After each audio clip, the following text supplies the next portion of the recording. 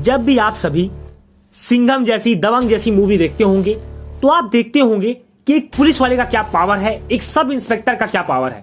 तो बहुत सारे युवा उन पिक्चरों को देख करके, एक एसआई की पावर को देख करके प्रेरित होते हैं और वो भी पुलिस में जाने का सपना देखते हैं।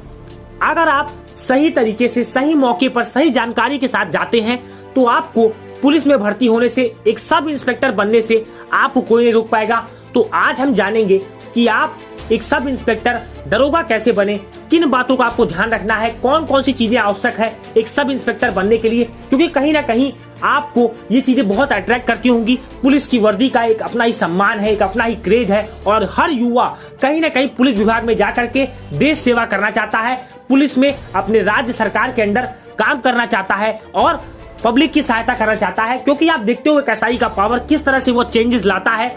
तो आज मैं आपको बताऊंगा कि आप एक सब इंस्पेक्टर कैसे बने, कौन कौन सी योग्यता, क्या आपकी उम्र सीमा होनी चाहिए, क्या आपके पास फिजिकल, शारीरिक योग्यता होनी चाहिए जिससे कि आप जा करके पुलिस में अपनी सेवा दे सके। तो स्वागत है मित्रों आपका आपके चैनल एपीएन क्लासेज में और मैं आपका मित्र उज्जवल उपाध्याय स्वागत करता हूं आपका बहुत ही महत्वपूर्ण बनाम वीडियो में।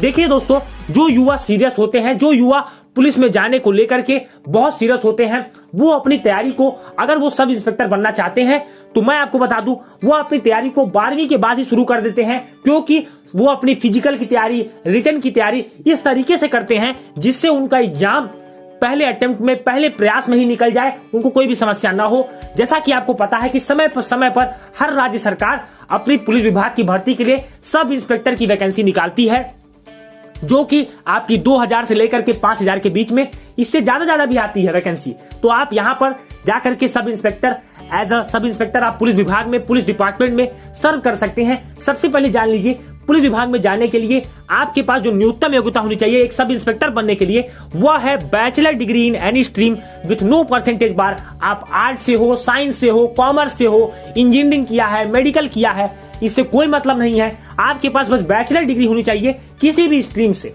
विथ नो परसेंटेज बार। आपने 33% पाया है, आपने 90% पाया है, उससे भी कोई मतलब नहीं है। यहाँ पर ये सारी चीजें नहीं देखी जाती। दूसरी बात, आपकी जो उम्र सीमा है वो न्यूनतम उम्र सीमा 21 साल, 21 से लेकर 28 साल के बीच में अगर आपकी एज है तो आप इस फॉर्म को बहुत आसानी के साथ भर सकते हैं। साथ ही साथ आपको ओबीसी, एससी, एसटी के लिए जो कॉन्स्टिट्यूशन में जो रूल्स हैं उनके हिसाब से आपको एज रिलैक्सेशन मिलता है। क्योंकि हर भर्ती बोर्ड का अपने कुछ नियम होते हैं, उनके हिसाब से उम्र सीमा में छूट दी जाती है। साथ ही साथ मैं आपको बता दूं, इसमें मेल और फीमेल दोनों जा सकते हैं। फीमेल के लिए तो 20% रिजर्वेशन हर जगह लगभग इसी तरह है, कहीं ज्यादा भी है, कहीं कम भी है। जितनी वैकेंसीज आती हैं महिलाओं के लिए उतनी वैकेंसीज को, 20% वैकेंसीज को आरक्षित कर दिया जाता है कि उनका भी पार्टिसिपेशन पुलिस डिपार्टमेंट में ज्यादा बढ़े और देश की महिलाएं सुरक्षित अपने आप को महसूस कर सकें। तो बता दूं इसका प्रोसेस क्या है। सबसे पहले आपको एक रिटन एग्जाम देना होगा, फिर आप फिजिकल एग्जामिनेशन दोगे, इसके बाद आपको मेडिकल एग्जामिनेशन देना होगा, इसके बाद आपकी मेरिट लिस्ट आएगी, फिर आपकी ज्वाइनिंग होगी।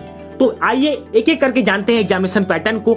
सबसे पहले आपको एक रिटन एग्जाम देना होगा जिसमें आपको 2 घंटे का समय मिलेगा। 160 क्वेश्चन आपको करने होंगे जिसमें कि 4 सब्जेक्ट में ये पेपर आपका डिवाइडेड होगा, Hindi, reasoning, GK GS, constitution और मैथमेटिक्स। इसमें आपको 40 क्वेश्चन मिलेंगे, एक के बाद एक। ऑनलाइन सीबीटी आपको देना होगा, 2 घंटे का समय, 160 क्वेश्चन। यहाँ पर बहुत सारे पुलिस विभाग में बहुत सारे स्टेट क्या करते हैं कि इंडिविजुअल कट ऑफ भी जारी करते हैं और ओवरऑल आपको 50% के ऊपर मार्क्स पाने होंगे। कहने का मतलब आपका जो पेपर होगा अंकों का होगा, उसमें आपको 50% के ऊपर लाना होगा, तभी आप मेरिट में कंसीडर किए जाएंगे। रिटन एग्जामिनेशन के बाद अब आती है फिजिकल वाली चीजें। फिजिकल में आपका हाइट, आपकी रनिंग, ये 2 चीजें चेक की जाती हैं। फिजिकल एलिजिबिलिटी में आपको बता दूं, आपकी न्यूनतम हाइट 168 सेंटीमीटर होनी चाहिए। आपका चेस्ट 79 से लेकर के 84 के बीच में एक्सपेंशन के बाद होना चाहिए। अगर आप एसटी कैटेगरी से आते हैं तो आपका 77 से लेकर के 82 के बीच में आपका चेस्ट होना चाहिए। आपकी हाइट 160 सेंटीमीटर होनी चाहिए।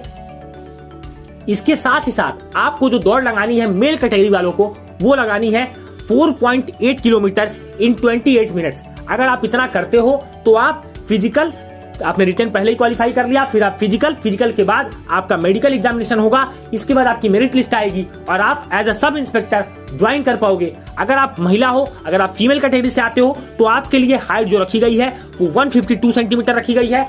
एसटी कैटेगरी वाली महिलाओं के लिए 147 सेंटीमीटर और आपको जो रनिंग करनी है वो 2.4 किलोमीटर इन 16 मिनट्स करनी है। अगर आप इतना करते हो, रिटन एग्जामिनेशन, फिजिकल एग्जामिनेशन और मेडिकल को क्वालिफाई करने के बाद आपकी एक मेरिट लिस्ट आएगी, इसमें आपका नाम होगा और आप as a sub inspector police department को ज्वाइन करोगे।